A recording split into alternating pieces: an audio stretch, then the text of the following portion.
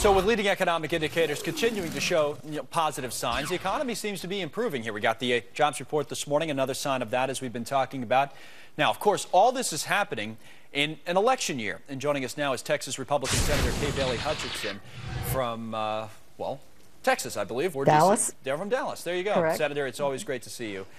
We had a conversation a moment ago with an economist, Brian Westbury, was on the show, and he said to us, if the Republicans are thinking about now, in this environment, running against President Obama and saying, and basically running on a bad economy, saying you should elect us, Mitt Romney, whoever the nominee is, Santorum, because the economy's in tough shape, they should think again and come up with a new strategy. And you say what?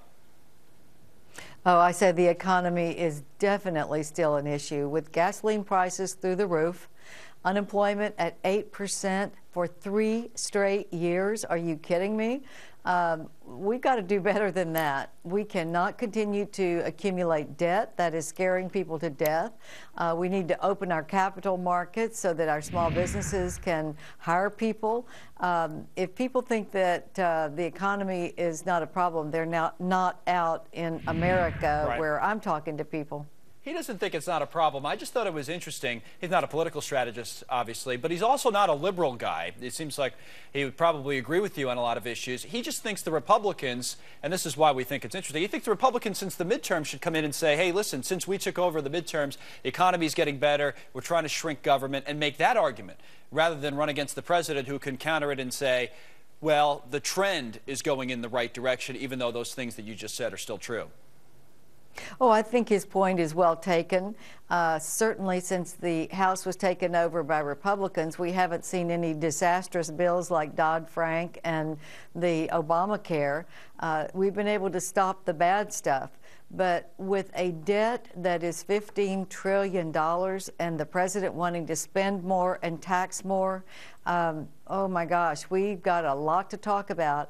And I think the Republicans will be talking about gasoline prices, the economy, the unemployed, and the huge debt. I think he and I are probably saying the same thing, but maybe with a little different emphasis. And the emphasis is always the key, though, as you know, in these campaigns. And as we get closer, and as the nominee, and we're all assuming it's Romney, but it may not be. But as we get closer, framing that argument is going to be key. The president, in some ways, is going to be tough to beat if this economic news keeps up. Isn't that fair?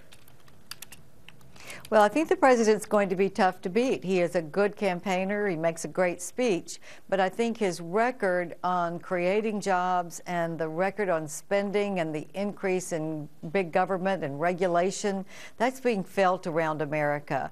And I think people realize that $15 trillion debt, while we're watching what's happening in Europe, is unsustainable for America.